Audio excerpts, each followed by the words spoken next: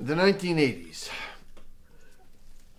As that great playwright Charles Dickens said, it was the best of times, it was the worst of times. Kath, I don't think Dickens was a playwright. Dawn, we have 90 seconds. Sorry. Grand Prairie Live Theatre. Shit. Grand Prairie Little... No, yeah. Sorry. Grand Prairie Little Theatre had... Kath, it was Grand Prairie Live Theatre. Dawn, Wayne says we have 90 seconds. Grand Prairie Little Theatre, as it was known back then, had over the years stage plays in many locations.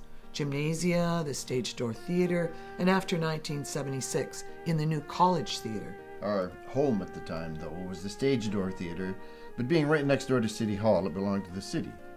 GPLT was informed in 1978 that they needed it back for important city business. The storage of files? So, we had no clubhouse, and we attempted to produce all our plays at the College Theatre. We also tried some Evening With series in the basement of Speak Hall, which housed the Prairie Gallery upstairs. In the early 1980s, we struggled to mount even one production a year, and Grand Prairie Little Theatre was, in the words of one director, in the doldrums. In fact, Little Theatre, the Prairie Gallery, and the library were all homeless.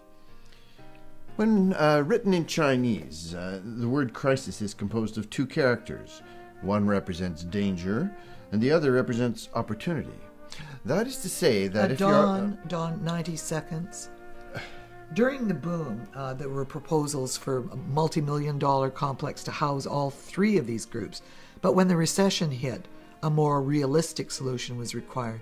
Various options were considered, and finally the city was asked for permission to convert the Atlas Tower building into a small theatre. And the rest, as they say, is history.